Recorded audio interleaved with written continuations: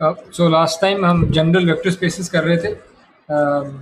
हमने बस कहा था कि कोई भी ऑब्जेक्ट्स जो वेक्टर्स की प्रॉपर्टीज सेटिस्फाई करते हो, उन सेट्स ऑफ ऑब्जेक्ट्स को आप वेक्टर्स कह सकते हैं। चाहे वो मेट्रिसेस हों, चाहे वो 3D अरेज हों, जो भी चीज़ें हों। और 10 एक्सियम से वेक्टर स्पेसेस के जो भी सेट से सेटिस्फाई करेगा, उस सेट को हम वेक्टर स्पेस कहेंगे।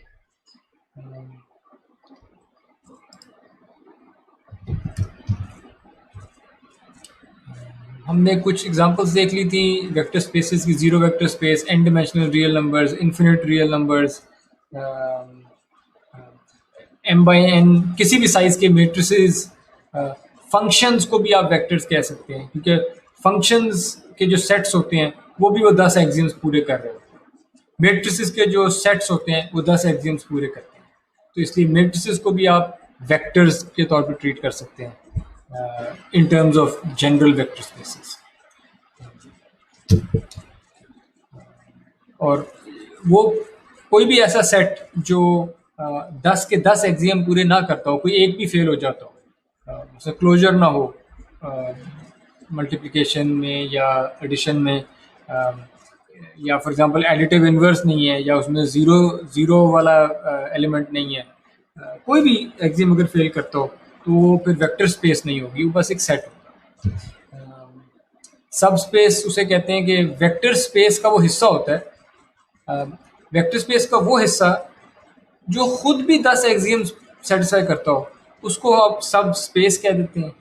लेकिन अगर वो 10 एक्सियम पूरे नहीं करता, वो एक सबसेट है, वेक्टर स्पेस के अंदर लाई करता है, लेकिन वो खुद 10 एक्सियम सेटिस्फाई नहीं करता, तो उसे सब सेट कह देंगे, सब स्पेस नहीं कहेंगे।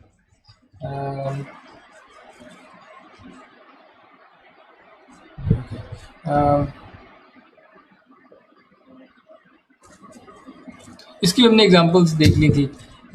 हमने स्पैन का कॉन्सेप्ट किया था। कोई भी आप वेक्टर्स का सेट ले लें, उन वेक्टर्स की जो तमाम लीनियर कॉम्बिनेशंस में ले लें, ऑल पॉसिबल इन्फिनिट होंगी, लेकिन अगर मैं उन वेक्टर्स की लीनियर कॉम्बिनेशंस लेके जौन सी भी स्पेस पूरी की पूरी कवर करता हूँ, उस स्पेस को कहेंगे कि ये उन वेक्टर्स का स्पैन है। यानी अगर मैं u1 और u2 दो वेक्टर ले लूँ और वो दोनों एक डायरेक्शन में अगर नहीं है, तो u1 और u2 दो वेक्टर्स लेके मैं r2 पूरे का पूरा स्पैन कर सकता हूँ। ठीक है, सो सॉरी, u1 r2 का एक वेक्टर था, u2 भी टू डिमेंशनल एक वेक्टर है। अगर मैं टू डिमेंशनल वेक्टर्स ले लूँ दो, जो कि एक डायरेक्शन में नहीं है, तो इनके लीनियर कॉम्बिनेशन से मैं 2D स्पेस के सारे पॉइंट से पहुंच सकता हूँ, विच मीन्स के इन दो वेक्टर्स u1 u2 का स्पैन जो है वो पूरा R2 है, 2D प्लेन रियल नंबर्स का।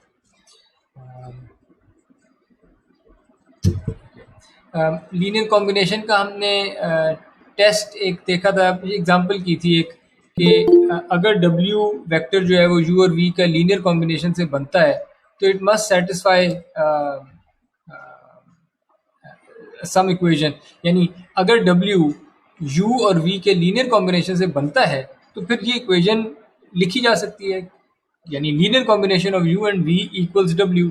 उस लीनियर कॉम्बिनेशन के कोई वेट्स होंगे, कोफिशिएंट्स K1 और K2, और उनका होना ज़रूरी है, क्योंकि आप कह रहे हैं कि W उनके लीनियर कॉम्बिनेशन से बनेगा, इसका मतलब K1 और K2 एग्जिस्ट करेंगे।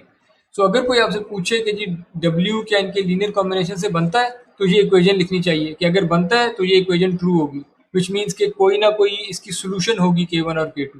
तो वो सोल्यूशन फिर आप निकाल लेते। हमने लास्ट टाइम गॉसियन एलिमिनेशन से निकाला था कि ये सोल्यूशन निकल आती है, K1 की वैल्यू -3 रखते हैं, K2 को 2 रख दें, तो W निकल आएगा। फिर हमने उसी चीज़ को एक्सटेंड किया था, और हमने कहा था कि अगर वहाँ तो U और V देखे थे कि U और V से W बनता है कि नहीं बनता। अब हम कह रहे हैं कि V1, V2, V3 तीन वेक्टर से क्या कोई भी 3 डिमेंशनल वेक्टर बन सकता है, यानी R3 स्पेस का कोई भी वेक्टर। अगर तो V1, V2, V3 के लीनियर कॉम्बिनेशन से R3 का कोई भी वेक्टर बन सकता है, तो तब मैं कहूँगा कि ये V1, V2, V3 स्पैन करते थे R3 को। लेकिन अगर नहीं बन सकता, सारे के सारे नहीं बन सकते, कुछ बन सकते हैं, कुछ नहीं बन सकते, तो फिर मैं कहूँगा स्पैन नहीं करते। तो जो स्पैनिंग का टेस्ट है, वो ये है कि अगर आपसे कहा जाए कि V1, V2, V3 क्या R3 को स्पैन करते हैं, तो आप कहेंगे कि अगर स्पैन करते हैं तो K1 times V1 plus K2 times V2 plus K3 times V3 should make any three dimensional vector, any B जो मर्जी आ जाए, इस इक्वेशन की हमेशा सोल्यूशन होगी। K1, K2, K3 कोई निकल आएंगे, जो मर्जी बी रखो। अब इस इक्वेशन को मैट्रिक्स वेक्टर फॉर्म में इस तरह भी लिखा जा सकता है कि V1 वेक्टर पहला कॉलम बनाए, V2 वेक्टर दूसरा कॉलम बनाए, V3 वेक्टर तीसरा कॉलम बनाए, और आगे वेक्टर जो है K1, K2, K3 कर लें। इस तरह से जब आप मल्टीप्लाई करते हैं तो K1 जो है इस वो पहले कॉलम से मल्टीप्लाई होता है, प्लस K2 टाइम्स दूसरा कॉलम आता है, प्लस K3 टाइम्स तीसरा कॉलम आता है, and this is equal to B1। यानी B1 कोई लाने की जरूरत नहीं है। किसी भी बी के लिए अगर इसका आंसर ज़रूरी है, तो ये सिर्फ तब पॉसिबल है जब यानी आप कह रहे हैं कि ए एक्स इक्वल्स बी की सोल्यूशन हमेशा एग्जिस्ट करेगी। ये सिर्फ तब पॉसिबल है जब जब ए इन्वर्टेबल होगा, ठीक है। और ए इन्वर्टेबल तब होगा जब इसका डिटर्मिनेंट ज़ीरो नहीं होगा। इट टर्न्स आउट कि ये जो ए मैट्रिक्स बना हुआ है इसका डिटर्मिनेंट ज़ीरो है। इसका मतलब कि ये इन्वर्टेबल नहीं है, और अगर ये इन्वर्टेबल नहीं है तो इसका मतलब है कि इसकी कोई सोल्यूशन नहीं निकल रही। यूनिक सोल्यूशन सिर्फ तब निकलती है जब मैट्रिक्स इन्वर्टेबल तो नहीं है। इसका मतलब कि क्योंकि सोल्यूशन पॉसिबल नहीं है, इसका मतलब है कि V1, V2, V3 स्पैन नहीं करते R3 को। ये लीनियरली ये एक दूसरे पर डिपेंड करते हैं। Which brings us to the next concept, linear independence. यहाँ पे हमने ख़त्म की थी बात। लीनियर इंडिपेंडेंस, अगर आपके पास चंद वेक्टर्स हैं V1, V2, V3, VR तक सेट ऑफ वेक्टर्स हैं, अगर आप बाकी वेक्टर्स की लीनियर कॉम्बिनेशन से कोई भी एक वेक्टर बना लें, तो आप कहेंगे कि ये लीनियरली डिपेंडेंट हो गए, ठीक है।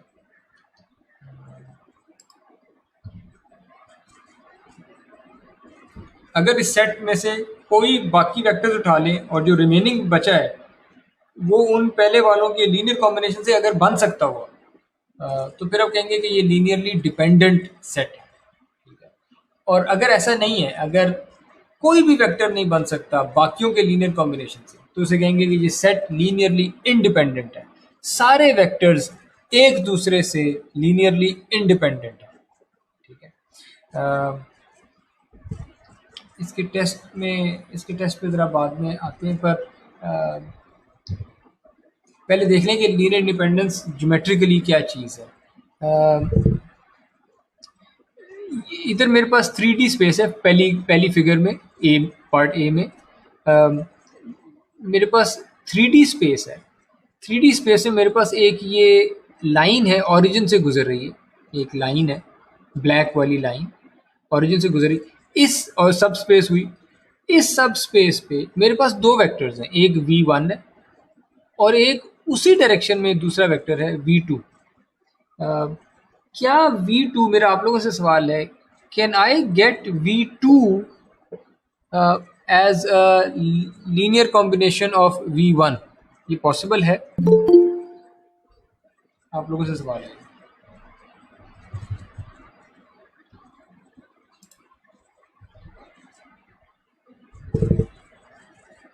एनीवन?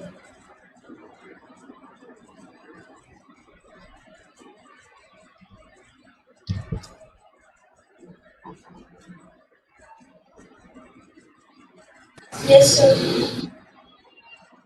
यानी मैं ये लिख सकता हूँ V2 equals K times V1 या K1। Yes, sir. मैं ये भी लिख सकता हूँ V1 equals some other K2 times V2। यानी अगर मैं एक को स्केल करूँ तो दूसरा बन जाएगा, है ना? Yes, sir. तो इसका मतलब है कि किसी एक के लीनियर कॉम्बिनेशन से दूसरा बन जाता है। ये लीनियरली डिपेंडेंट है, ये इंडिपेंडेंट नहीं है सेट। V1 और V2 दोनों का जो सेट है ये लीनियरली डिपेंडेंट सेट। ये वाला सेट V1 और V2 लीनियरली डिपेंडेंट सेट है। इधर सेकंड में भी वो डिपेंडेंट है, क्योंकि मैं नेगेटिव के कोई नेगेटिव वैल्यू सेट कर दूं, अप्रोप्रिएटली स्केल कर दूं, तो V2 से V1 आ जाएगा, V1 से V2 आ जाएगा। इस केस में क्या मैं V2 को स्केल करके V1 पे पहुंच सकता हूं C में? हाँ सर। ये कभी पॉसिबल नहीं है, ये भी कभी पॉसिबल नहीं है कि मैं V1 के ऊपर कोई स्केलिंग करूं लीनियर कॉम्बिनेशन और दूसरा V2 आ जाए, एंड वाइस वर्सा। ठीक है, कभी भी पॉसिबल हो ही नहीं सकता। जो मर्जी K1 ले आऊं, जो मर्जी K2 ले आऊं, नेवर पॉसिबल। तो ये लीनियरली इंडिपेंडेंट सेट होगा। आपको लीनियरली इंडिपेंडेंट का ज्योमेट्रिकली कोई आइडिया हुआ कि what it means?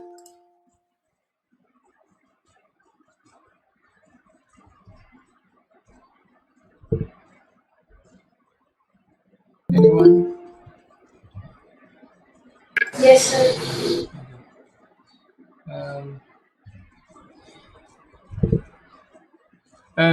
Third example, fourth example, second row में जो पहला है पार्ट ए, इसके अंदर मैं 3D स्पेस में हूँ और ये ग्रे में कोई प्लेन है, सम प्लेन इन 3D, और मेरे तीनों वेक्टर जो हैं, तीनों वेक्टर्स V1, V2, V3 इस प्लेन के अंदर लाई करते हैं। ठीक है, अब मेरा आपसे सवाल है, क्या क्या ये तीनों वेक्टर लीनियरली इंडिपेंडेंट होंगे?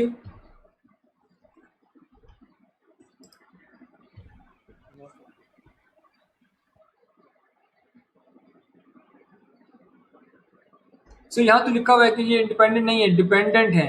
आपसे सवाल है क्यों डिपेंडेंट क्यों होंगे? ये 1 2 3 प्लेन के अंदर लाई कर रहे हैं। 3D में मैं था, 3D के अंदर एक प्लेन है, यानी वो खुद 2D है। सो 2 डिमेंशनल प्लेन के अंदर 3 वेक्टर्स हैं मेरे पास। क्या ये लीनियरली मतलब ये डिपेंडेंट क्यों होंगे?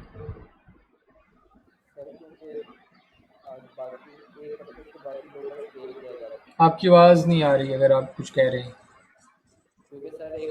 नहीं नहीं नहीं नहीं नहीं नहीं, आपको बहुत ज़्यादा ऊंची बोलना पड़ेगा, आपकी तो बहुत ही मध्यम आवाज़ आ रही है। सर क्योंकि एक वेक्टर को बाकी दो वेक्टर्स पर स्केल किया जा सकता है।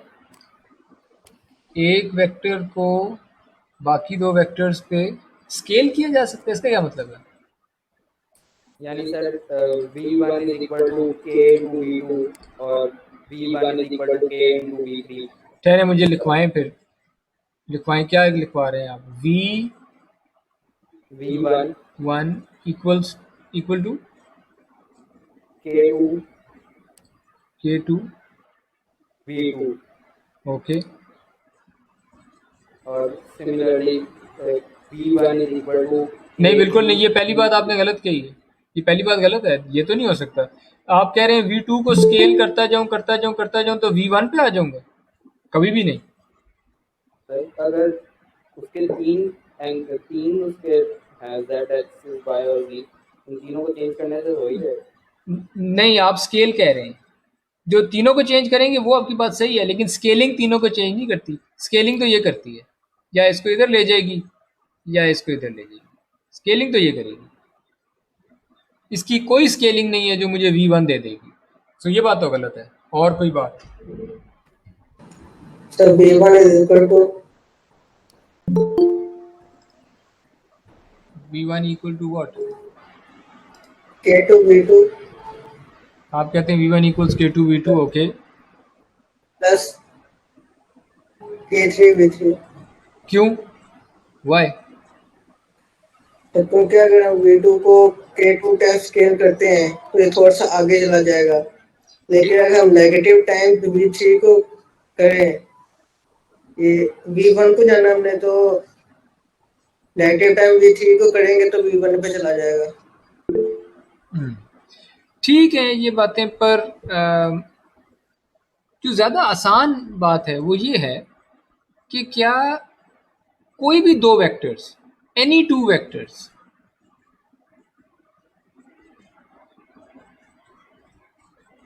इन R2, बाय द वे मैं 3D स्पेस में था, जो प्लेन है वो 2 डायमेंशनल है, तो मैं R2 में हूँ। Any two vectors in R2 जो कि एक जगह पॉइंट नहीं कर रहे, ठीक है,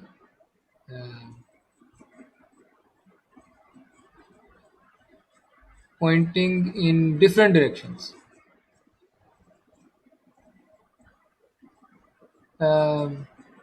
इनके लीनियर कॉम्बिनेशन से क्या मैं R2 के हर पॉइंट पे नहीं पहुंच सकता? Yes sir. है ना, can combine to get any point in R2।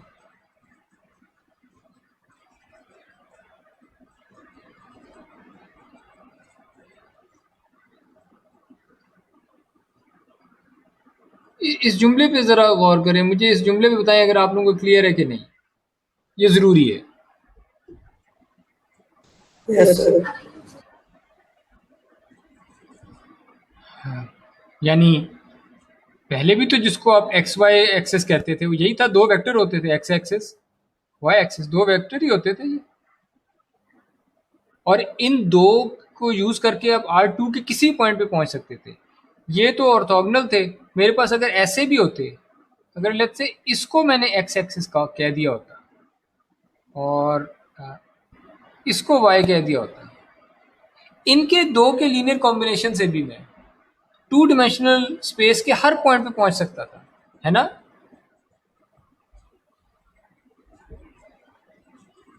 Yes और no? Yes sir.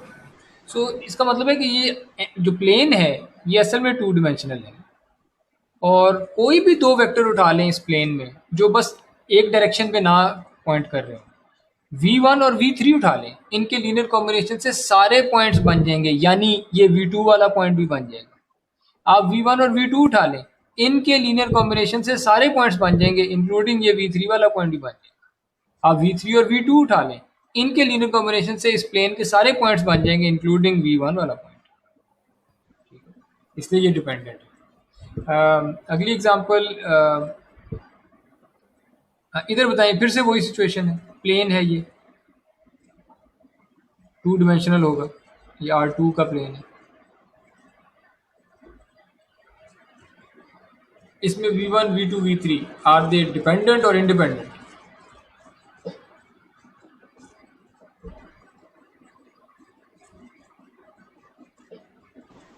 Sir V2 और V3 एक ही लाइन में? बिल्कुल।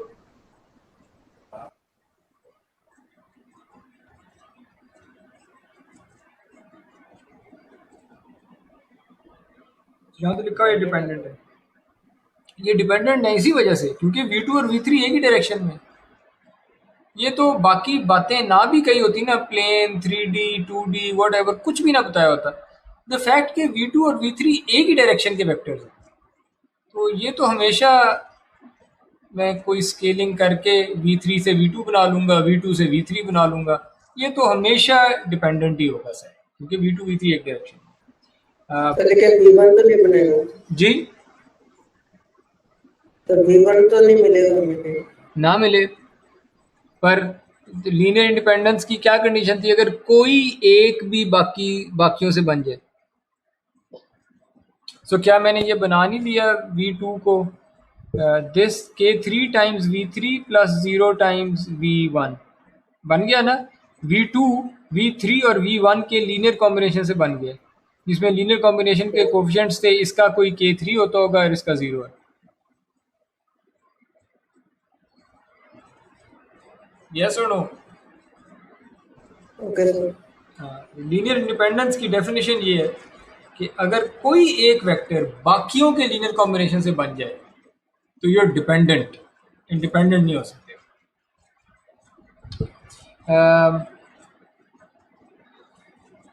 लीनियर, अच्छा ये जो आखिरी एग्जांपल है ये इंडिपेंडेंट है। इंडिपेंडेंट क्यों है? अगेन ये प्लेन है और ये टू डिमेंशनल प्लेन है 3D में, और V3 प्लेन के अंदर है, V2 प्लेन के अंदर है, V1 प्लेन से बाहर है। यानी ये प्लेन के अंदर लाई नहीं करता, ये प्लेन से ऊपर को या नीचे को कहीं बाहर को उठा हुआ है। V1 जो ये प्लेन में नहीं है। ये तीन वेक्टर्स क्या लीनियरली इंडिपेंडेंट तो है? क्यों है independent?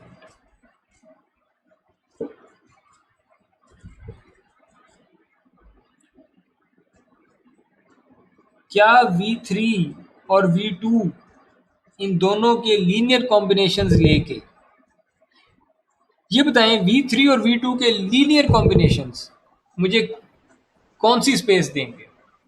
Sir V3 V1 V2 को कंबाइन करेंगे तो आउट ऑफ प्लेन आ जाएगा। V2 एक सेकेंड दोबारा बताएं, V3 और V2 के अगर मैं लीनियर कॉम्बिनेशंस लूं तो क्या आउट ऑफ आएगा? प्लेन आएगा। Out of out of plane. Plane out of plane Yes, कैसे sir. आएगा? सर करेंगे V1 को अगर हम 0 ना लें नहीं, आप तो आउट ऑफ प्लेन V3 और V2 के लीनियर कॉम्बिनेशंस आपने कहा है। तो V1 V2 V1 V2 okay, V1 और V2 का अगर आपने लीनियर कॉम्बिनेशन लिया तो या फिर उसी V2 की डायरेक्शन में आएगा या फिर आउट ऑफ प्लेन आएगा। ठीक है, अगर प्लेन में आया भी तो वो V2 की डायरेक्शन में आएगा बस। Yes sir. ठीक है, वो एक इस तरह का प्लेन आएगा, इस तरह को उठा हुआ। Yes sir. ओके, V2 और V3 को करेंगे तो प्लेन के अंदर ही आ जाएगा। V2 और V3 के लीनियर कॉम्बिनेशन से तो यही प्लेन आ जाएगा जिसमें ये है ग्रे प्लेन। ठीक है, यस सर। इसका मतलब है कि इनके लीनियर कॉम्बिनेशन से V1 पे नहीं पहुंच सकते, नो सर। और V1 और V2 के लीनियर कॉम्बिनेशन से V3 पे नहीं पहुंच सकते, यस सर। और V3 और V1 के लीनियर कॉम्बिनेशन से तो V2 वाला केस ही उसके साथ लग जाएगा। V3 और V1 के कॉम्बिनेशन से करेंगे तो इस तरह का एक प्लेन होगा जो जो V1 और V3 पे जिस तरह आपने किताब रख दी हो कोई एक ना, वो प्लेन बन जाएगा और उसको V2 से कभी नहीं गुजर सकता, उनसे V2 नहीं बन सकता। सो ये इंडिपेंडेंट है। और इसका एक आसान तरीका ये भी था, V3 और V2 जो है वो R को बना सकते हैं, सॉरी इस प्लेन को बना सकते हैं, और V1 हमेशा उससे बाहर है, तो V1 कभी नहीं बन सकता। खैर नहीं, रीजनिंग पूरी उसी तरह फॉलो करनी पड़ेगी जिस तरह भी आपने की है। हर दो को देखना पड़ेगा और बताना पड़ेगा कि उन दो के लीनियर कॉम्बिनेशन से तीसरा नहीं बन सकता।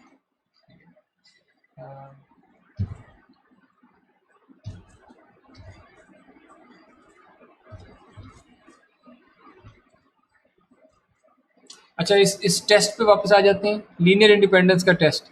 कोई सेट है S जिसके अंदर ये वेक्टर्स हैं V1 V2 VR तक। ये सेट को मैं कहूँगा कि ये लीनियरली इंडिपेंडेंट है इफ़ एंड ओनली इफ़। इसका मतलब प्रूफ में दो डायरेक्शंस आपने दिखानी होगी, इफ़ एंड ओनली इफ़। ये जो इक्वेशन बनती है कि V1 का linear combination V1 times K1 plus V2 plus plus plus plus करके, ये जो इक्वेशन बनाई कि इनसे जीरो वेक्टर आ जाए, ये सिर्फ तब पॉसिबल हो जब K1 भी जीरो हो, K2 भी जीरो हो और KR भी जीरो हो। ठीक है, इसको पहले, इस स्टेटमेंट को पहले समझ लें कि मैं अपने सेट के वेक्टर्स के V1 V2 dot dot dot VR इनकी लीनियर कॉम्बिनेशन लेके जीरो वेक्टर बनाना चाह रहा हूँ। इनकी लीनियर कॉम्बिनेशन लेके जीरो वेक्टर बनाना चाह रहा हूँ जबरदस्ती।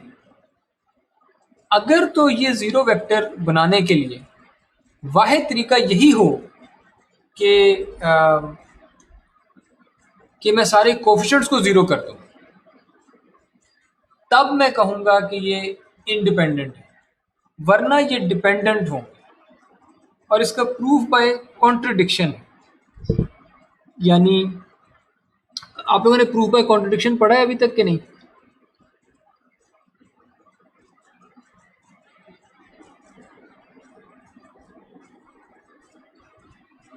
एनीवन? सर थोड़ा सा आइडिया है। डिस्क्रीट मैथ आपका हो गया या अभी पढ़ना है आप लोगों ने? नहीं हुआ सर। अभी नहीं? अच्छा। एनीवेज, प्रूफ बाय कॉन्ट्रडिक्शन यहाँ पे अटेम्प्ट कर लेते हैं कि मैं ये अस्यूम करता हूँ कि कि k1 times v1 plus k2 times v2 plus kr times vr zero vector दे देते हैं कि ये ट्रू है। ठीक है, ये ट्रू है, ये दे देते हैं। और सारे जो है ना के आईज k1 k2 k3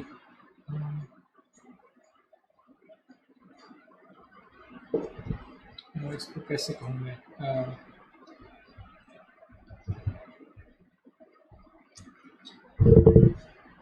यानी मैं खुद कॉन्ट्रडिक्शन लेके आता हूँ कि ये ट्रू है even when sum k I is not equal to 0। ठीक है, यानी अब मैं काउंटर एग्जांपल लेके आया हूँ। मैं कह रहा हूँ कि मैं इन वेक्टर्स के लीनियर कॉम्बिनेशन लिया और जीरो वेक्टर बन गया, और वो लीनियर कॉम्बिनेशन जो मैंने जिन कोफिशिएंट्स से लिया था वो सारे कोफिशिएंट जीरो नहीं थे। उनमें से कोई एक कोफिशिएंट, कम से कम एक कोफिशिएंट के आए, वो जीरो नहीं था। ठीक है, अगर ये बात सच है कि ये कोई कोफिशिएंट के आए जीरो नहीं था और मैंने इनका लीनियर कॉम्बिनेशन लिया और सम जीरो आ गया, इसका मतलब ये है, इसका मतलब ये होगा कि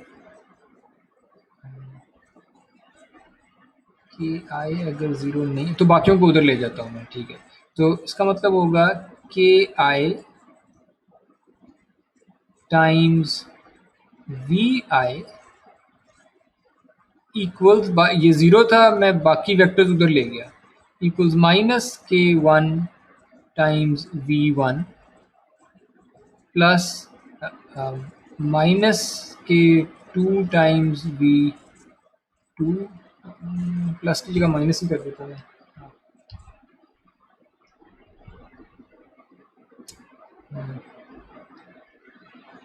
minus k2 times v2 minus dot dot dot, और इन डॉट्स में मैं अब के आई मिसिंग होगा, के आई इधर आ चुका है। ठीक है,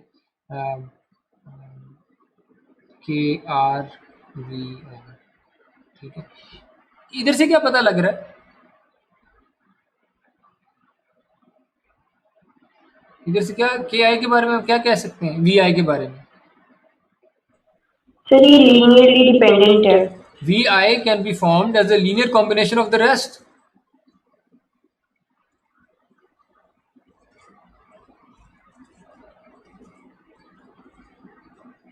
linear combination of the rest, which implies कि जो सेट था पूरा, क्योंकि उसमें कम से कम एक वेक्टर ऐसा आ गया है जो बाकियों के लीनियर कॉम्बिनेशन से बन रहा था, दिस मीन्स कि सेट एस जो था ये लीनियरली डिपेंडेंट सेट है, इंडिपेंडेंट नहीं कह सकते। तो ये प्रूफ बाय कॉन्ट्रडिक्शन आ गया कि अगर ये बात आपने वायलेट की, मैं कहता हूँ कि नहीं नहीं नहीं, मेरे लीनियर कॉम्बिनेशन लिया वेक्टर्स का और जीरो वेक्टर आया, और वो लीनियर कॉम्बिनेशन में जीरो वेक्टर लाने के लिए लीनियर कॉम्बिनेशन में कुछ कोफिशिएंट्स नॉन जीरो थे। अगर कोई एक कोफिशिएंट भी नॉन जीरो हो गया तो वो नॉन जीरो वाले मैं इस साइड पे रख लूंगा, और इनफैक्ट कोई एक जो है उसको इधर रख लूंगा, बाकियों को इधर ले जाऊंगा। ठीक है, और उससे तो ये पता लगेगा कि कोई एक वेक्टर बाकियों के लीनियर कॉम्बिनेशन से बन सकता है। अगर बन सकता है तो फिर आप लीनियरली इंडिपेंडेंट नहीं कह सकते, फिर आपको डिपेंडेंट कहना पड़ेगा। So this is a proof by contradiction कि अगर वो इंडिपेंडेंट है तो फिर जीरो होना, सारे कोफिशिएंट को जीरो होना पड़ेगा। कोई एक कोफिशिएंट भी अगर जीरो ना हुआ तो डिपेंडेंट हो जाए। तो ये लीनियर इंडिपेंडेंस का की कंडीशन ये है। टेस्ट भी इसको ही कह लें, कंडीशन भी यही है। अक्सर इसको एज ए कंडीशन लिखा जाता है कि चलिए लीनियरली इंडिपेंडेंट है तो चाहिए बात सच होगी। ओके, ये आप कर सकते हैं इसकी सॉल्यूशन। आपने अभी लीनियर इंडिपेंडेंस का टेस्ट तो देखा ही है।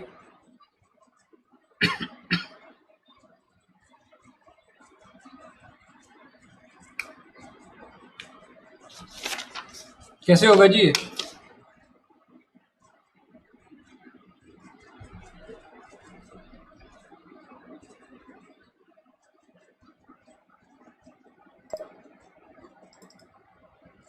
एनीवन?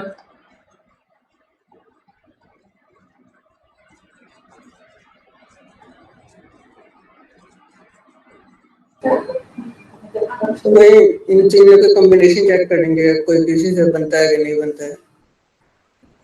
कोई इसका वो नहीं होगा फॉर्मल सा तरीका? तो भाई V1 is equal to KV1 is equal to K2V2 plus K3V3।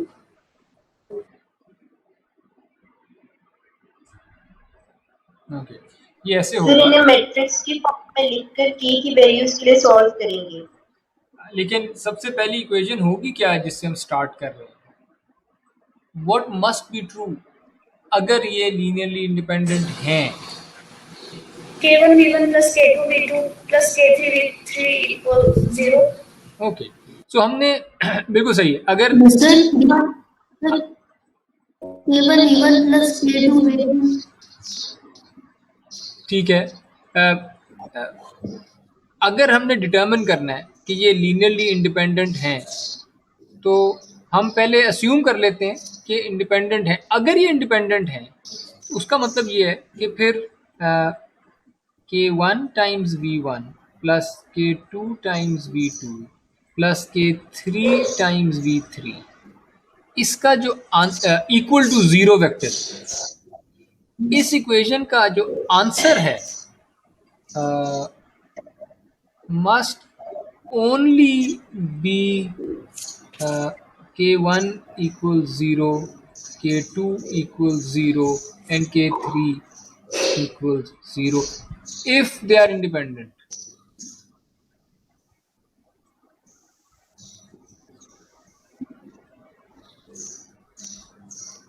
Are independent.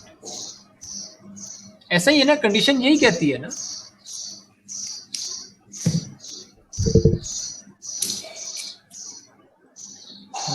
अब इसको ज़रा उस फॉर्म में लिख लेते हैं कि जब भी आपके पास कोई वेक्टर्स का लीनियर कॉम्बिनेशन लिया जा रहा होता है तो उसको मैट्रिक्स वेक्टर फॉर्म में लिखने का तरीका ये है। पहला वेक्टर इधर लिख लें, V1 इधर लिखें विच इज़ 1 -2 and 3।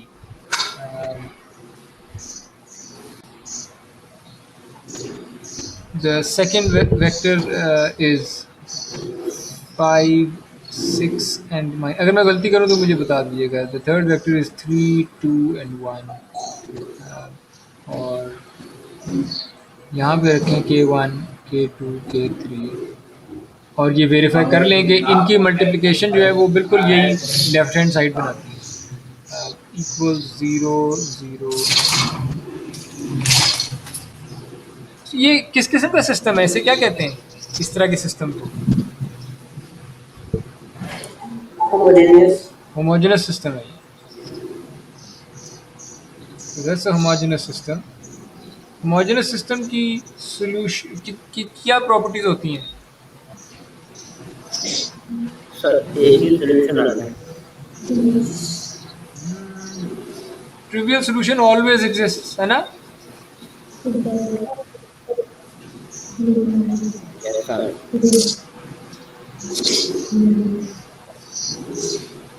और नॉन होते हैं जिसमें हाँ सारे K1 0 K2 0 K3 0। दूसरी सिचुएशन क्या है?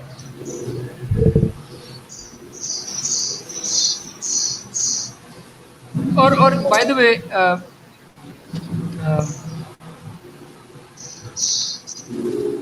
इसकी सिर्फ ट्रिवियल सॉल्यूशन कब होती है?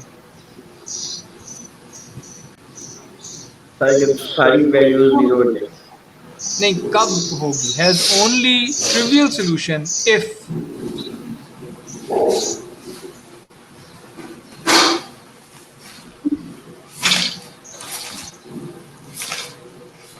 अगर इसको ए कह दें,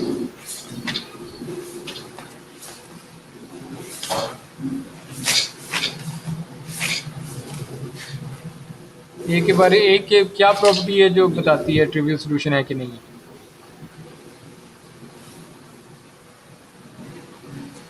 इक्विवेलेंट स्टेटमेंट्स याद हैं? 6-7 हमने कर ली थी इक्विवेलेंट स्टेटमेंट्स।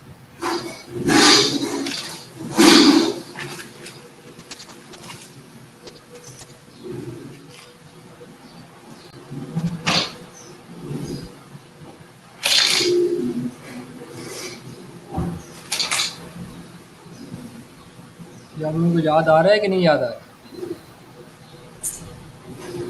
भूल गए?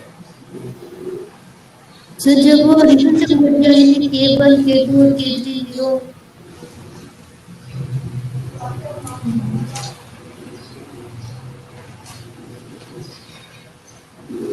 जी दोबारा बताएं।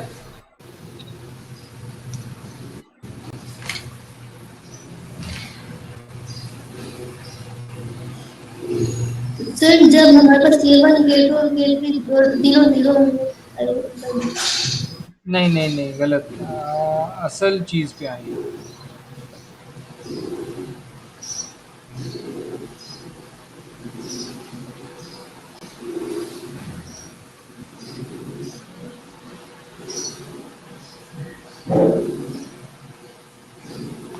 देखिए, जब भी आपके पास होमोजेनस सिस्टम होता है Ax इक्वल्स 0, जब भी होमोजेनस सिस्टम होता है, होमोजेनस सिस्टम की ट्रिवियल सॉल्यूशन तो हमेशा ही होती है, लेकिन अगर A इन्वर्टिबल होता है तो सिर्फ ट्रिवियल सॉल्यूशन होता है, लेकिन अगर A नॉन इन्वर्टिबल हो तो फिर ट्रिवियल तो होनी है, नॉन ट्रिवियल सॉल्यूशन भी होती है।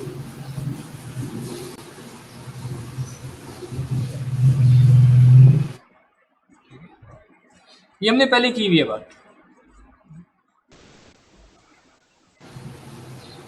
होमोजेनस सिस्टम की या ट्रिवियल सॉल्यूशन होती है या इन्फिनिट सॉल्यूशंस होती हैं।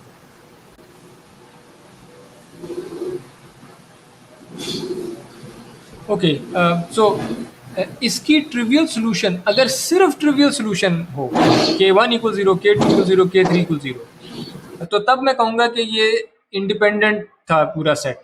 ठीक है, अगर सिर्फ ट्रिवियल सॉल्यूशन है। और ट्रिवियल सॉल्यूशन तब होती है जब इन्वर्टिबल हो, तो मैं इन्वर्टिबिलिटी चेक कर लेता हूँ।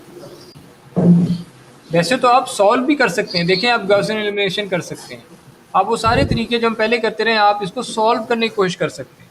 सॉल्व करते हुए if you come at a point जहाँ K1 इक्वल 0 की बजाय कुछ और भी निकल आए, K2 इक्वल 0 की बजाय कुछ और भी निकल आए, K3 इक्वल 0 की बजाय कुछ और भी निकल आए, तो कहेंगे नहीं जी ये तो ट्रिवियल, ये तो सेटिस्फाई हो जाता है, A इंटू के इक्वल 0 आ जाता है even for K1 K2 K3 not equal to 0, तो ये तो इंडिपेंडेंट ना हुए।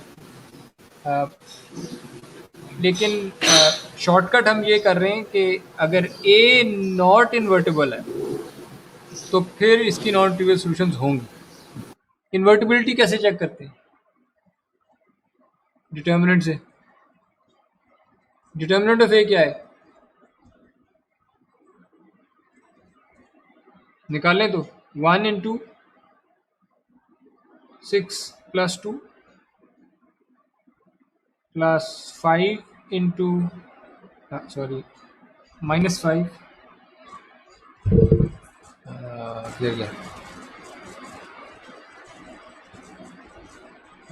-5 इंटू -2 -6 प्लस 3 इंटू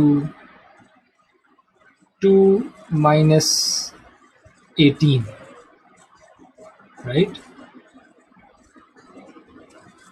Yeah. क्या आंसर आएगा? 8 plus 40 minus 48, which is equal to 0, which implies A is not invertible. इसका इन्वर्स एग्जिस्ट नहीं करता, which implies कि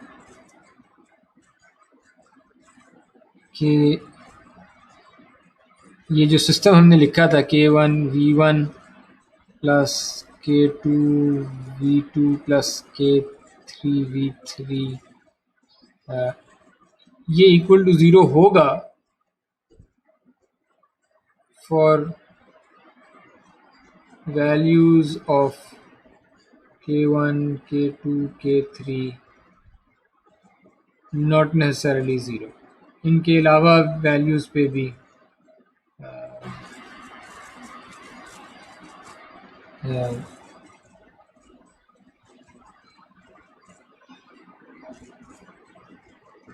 जीरो आंसर आ गया।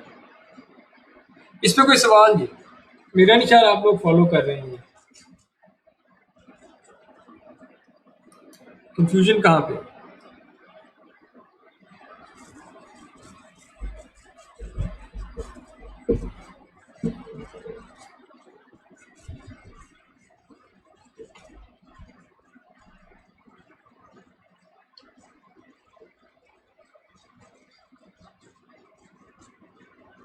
अतिया गुल, आप मुझे बताएं।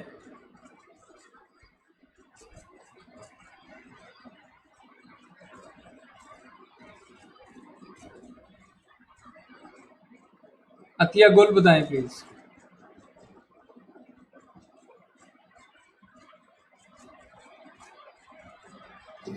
Yes sir. आपको क्या समझ आ रहा है? ये समझ आया इंडिपेंडेंस वाला?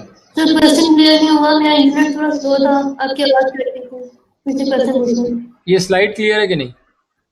Yes sir. क्या क्लियर है? इसका रिजल्ट जीरो है, इसका मतलब कि एक इन्वर्टिबल है। Okay, invertible. इस वजह से उसकी ट्रिवियल सॉल्यूशन एग्जिस्ट नहीं करेगी, मतलब ट्रिवियल सॉल्यूशन तो हमेशा एग्जिस्ट करती है। Yes sir. ट्रिवियल सॉल्यूशन तो हमेशा एग्जिस्ट करती है।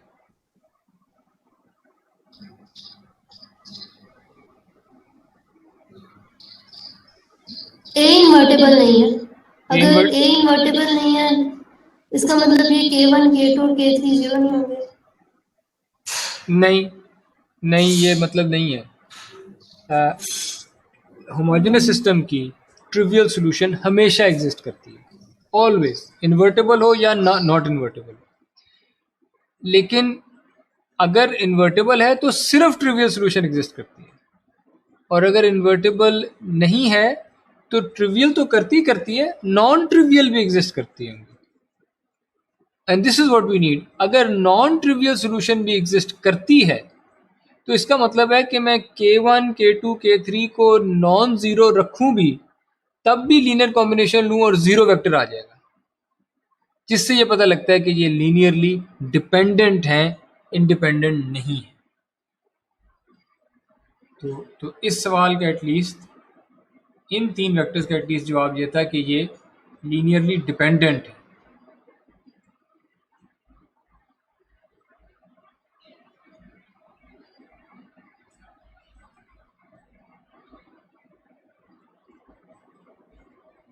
और ये अगर आप लोगों ने वो ट्रेडिशनल तरीके से किया होता कि आपने सॉल्व किया होता, K1 का आंसर निकाला होता, K2 का आंसर, K3 का आंसर निकाला होता, ऑफ कोर्स ये फ्री वेरिएबल्स के साथ आना था, लेकिन एटलीस्ट इतना प्रूव हो जाना था कि ये कोई वैल्यूज ऐसी हैं नॉन ज़ीरो जिससे आंसर ज़ीरो आ जानी अभी भी, तो आपको वो वैल्यूज़ भी मिल जानी थी K1 K2 K3 की।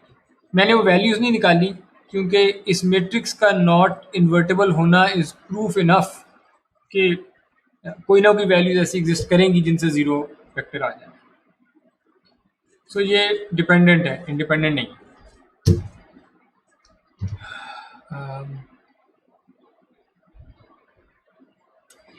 अच्छा, एक काफ़ी ज़रूरी रूल, लेकिन वंस यू नो इट ये आपको बिल्कुल ऑब्वियस लगेगा कि बिल्कुल ऐसा ही होना चाहिए था। आपके पास एक सेट है वेक्टर्स का, आर वेक्टर्स है, ठीक है, नंबर ऑफ वेक्टर्स है आर, लेकिन जिस स्पेस में आप जिंदा हैं वो स्पेस है एन डिमेंशनल। अगर नंबर ऑफ वेक्टर्स आपकी स्पेस की डिमेंशनैलिटी से बड़े हैं, ठीक है, तो फिर ये सेट जो है आपके पास, it must be linearly dependent, it must be dependent. Why?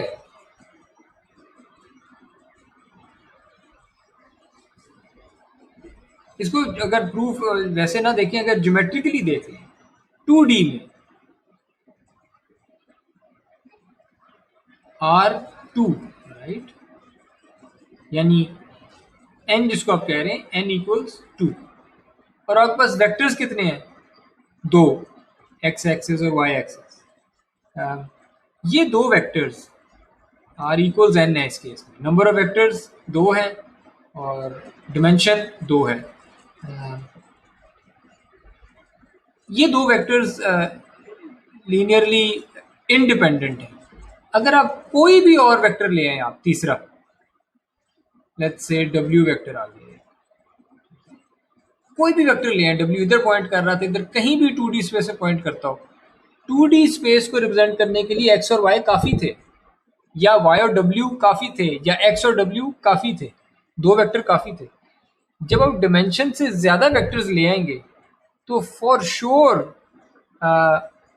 एक वेक्टर बाकियों के लीनियर कॉम्बिनेशन से बन जाएगा, राइट। अगर आप 3 वेक्टर ले आते हैं और 2D आपकी स्पेस थी, तो 2D स्पेस को रिप्रेजेंट करने के लिए तो 2 वेक्टर काफी थे, 3D स्पेस को रिप्रेजेंट करने के लिए 3 वेक्टर काफी थे, ND स्पेस को रिप्रेजेंट करने के लिए n वेक्टर्स काफी हैं। अगर आप इतने वेक्टर्स ले आते हैं जो n से ज्यादा हैं, तो फॉर श्योर कोई ना कोई वेक्टर लीनियरली डिपेंडेंट हो जाएगा बाकियों। ये ज्योमेट्रिक सा प्रूफ था। इसका जो अलजेब्रिक प्रूफ है वो इस तरह से है कि आपके पास r वेक्टर्स हैं और मैंने उनकी लीनियर कॉम्बिनेशन ली है और मैंने उसको इक्वल टू 0 सेट करके देखा है। अभी ऑफ कोर्स ये होमोजेनस सिस्टम है, ये भी हमने पिछली स्लाइड पे लिखा है कि इसको ऐसे करके लिखा जा सकता है कि k इक्वल्स 0 वेक्टर, जिसमें k में ये k1 k2 k r तक थे, ठीक है। सो ये जो वेक्टर है ये r/1 नंबर्स का वेक्टर है। a जो मैट्रिक्स बनेगा इसके अंदर एक जो वेक्टर है वो n डिमेंशन, क्योंकि ये n डिमेंशनल स्पेस में जिंदा है ना, ये vectors v1 n dimensional space का वेक्टर है। तो जब मैं v1 को इस तरह करके लिखूंगा, v1 को, तो इसके अंदर n नंबर्स होंगे। इसका मतलब है जो a मैट्रिक्स मैं बना रहा हूँ इसमें v1 ऐसे पड़ा है, v2 ऐसे पड़ा है, vr ऐसे पड़ा होगा। तो इस मैट्रिक्स का जो साइज होगा, v1 का साइज n है, तो ये n रोज होंगी और r कॉलम्स होंगे, ठीक है। तो a का साइज n/r है, ओके। और यहाँ पे जो जीरोस हैं वो n/1 है। ये एक होमोजेनस सिस्टम है। इस होमोजेनस सिस्टम में आप इसको होमोजेनस सिस्टम के तौर पे देखें, every row of this matrix corresponds to an equation, यानी इसमें n इक्वेशंस होंगी। ये पहली रो ऐसे है, ये इससे मल्टीप्लाई होगी और एक जीरो आ जाए, ठीक है, दैट्स वन इक्वेशन। फिर दूसरी इक्वेशन, दूसरी रो मल्टीप्लाई होगी, एक और जीरो आ जाएगा, दूसरी इक्वेशन। तीसरी रो मल्टीप्लाई होगी, एक और जीरो आ जाएगा, एंड सो ऑन। तो जो इक्वेशंस हैं आपके पास वो कितनी हैं? Can anyone tell me equations कितनी हैं?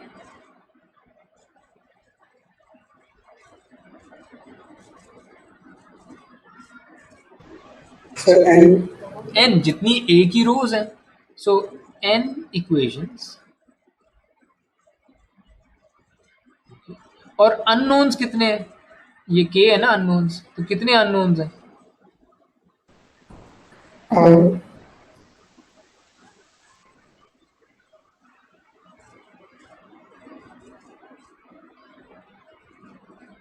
कितने अननोन्स हैं? आर अननोन्स कितने जी? और आर अननोन। ओके, सो अगर अगर अननोन्स ज्यादा हैं, अगर अननोन्स ज्यादा है और इक्वेशंस कम है, for example unknown 2x plus 17y equals 3, unknowns कितने हैं और इक्वेशंस कितनी है इधर? वन इक्वेशन, टू अननोन्स, है ना?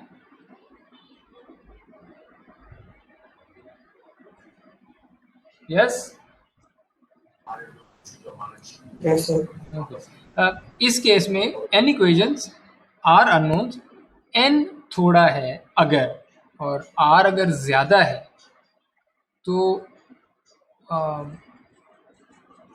इट्स गारंटीड कि ये जो होमोजेनस सिस्टम है इसकी नॉन ट्रिवियल सॉल्यूशंस एग्जिस्ट करेंगे।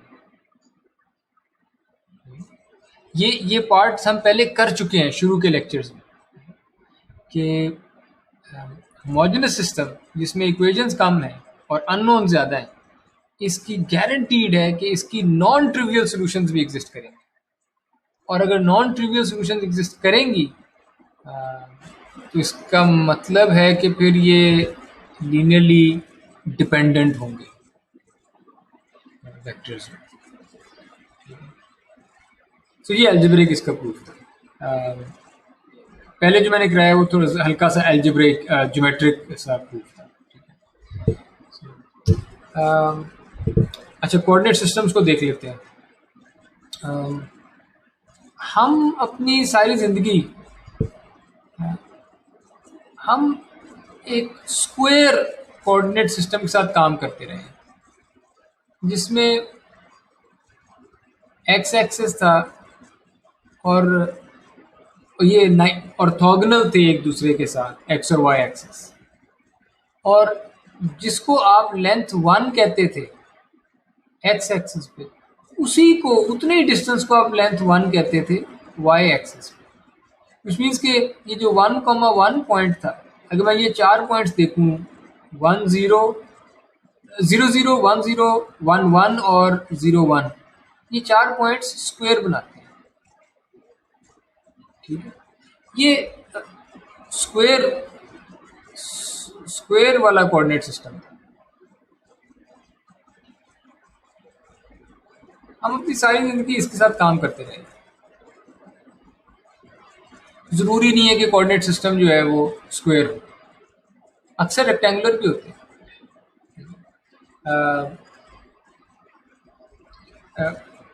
रेक्टेंगुलर कोऑर्डिनेट सिस्टम इस किस्म का होगा कि actually square is a subset of a rectangular coordinate system. यानी एज लॉन्ग एज इनकी ऑर्थोगोनैलिटी इंश्योर हो जाती है, आप इसे कहेंगे rectangular coordinate system.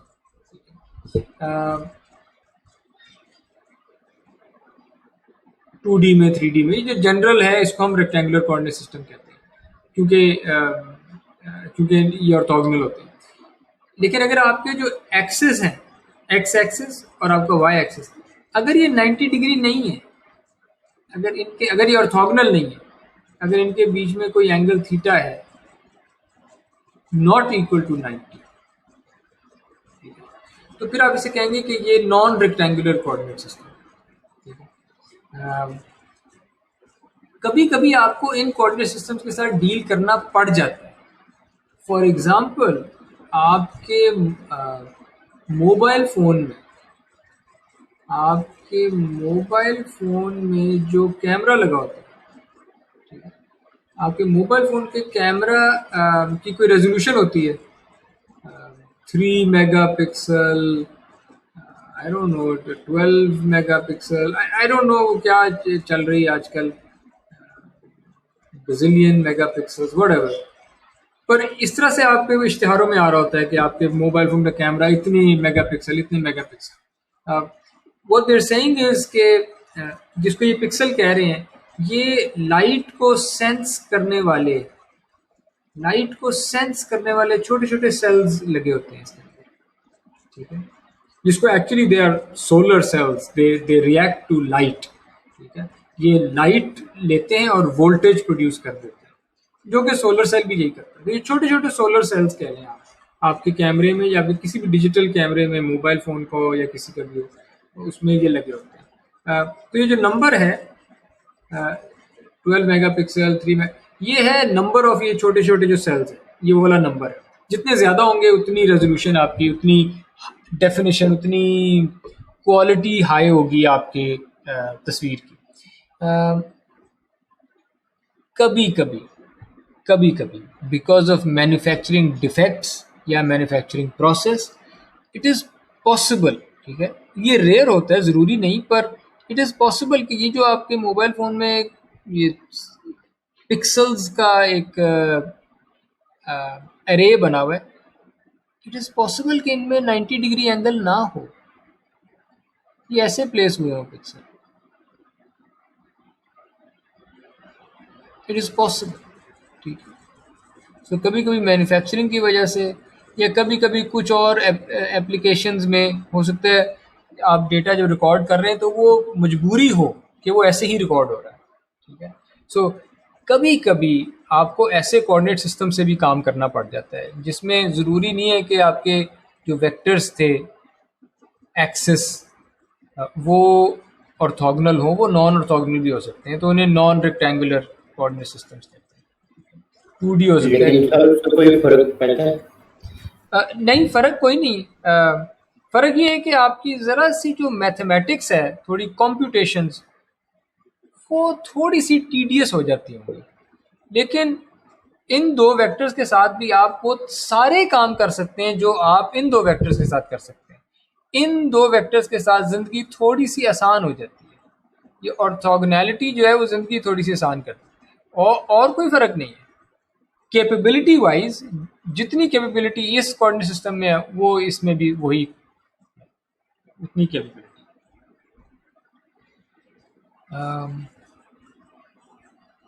Okay,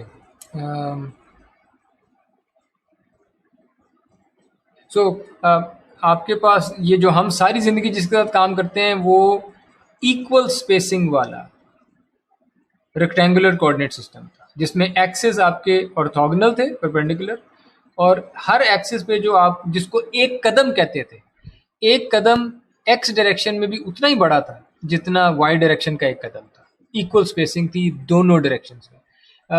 unequal spacing भी हो सकती है, ठीक है, जिसमें अगर आप वाई डायरेक्शन का कदम जो है वो एक्स डायरेक्शन के कदम से दुगना बड़ा है, ठीक है।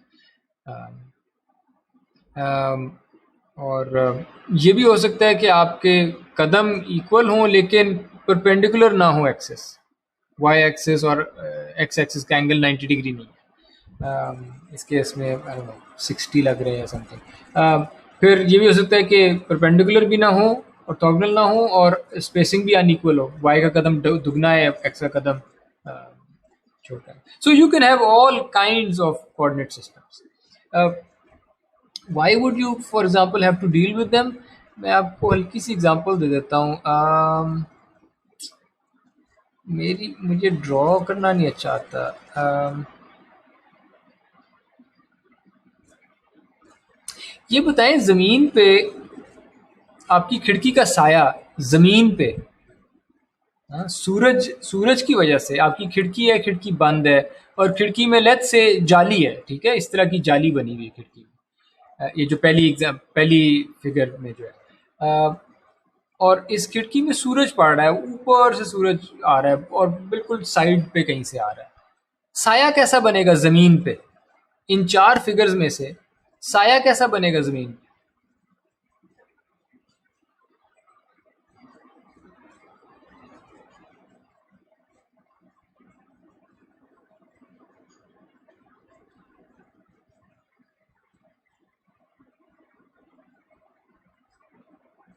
for 4,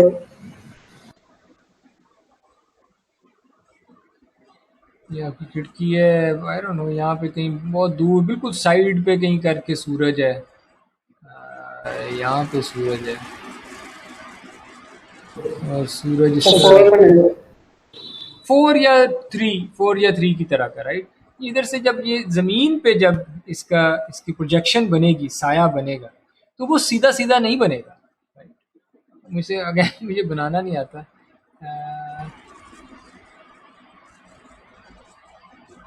अ, हाँ, मुमकिन है कि वो साया अजीब सा बने, ठीक है। हाँ, प्रॉब्ली इस तरह का बनेगा। अब ये बिल्कुल ही और ही किस्म का कोई कोऑर्डिनेट सिस्टम आ गया है, ठीक है, लेकिन इनमें कोई रिलेशनशिप है, कोई ट्रांसफॉर्मेशन है। सो अगर मैं साये के ऊपर काम करना है तो मैं रेक्टेंगुलर कोऑर्डिनेट सिस्टम में काम नहीं कर पाऊंगा, I have to work with some other coordinate system. ये एग्जांपल मैंने काफ़ी कॉम्प्लिकेटेड दे दी है, ये इन सारों से फ़र्क है, इसमें अभी हम नहीं घुसते। This is whole different kind of transformation. But I hope you get the point कि कभी कभी प्रॉब्लम के अंदर इनहेरेंट एक उसका अपना कोऑर्डिनेट सिस्टम होता है और समटाइम्स आप मजबूर होते हैं कि उसके साथ फिर काम करना पड़े।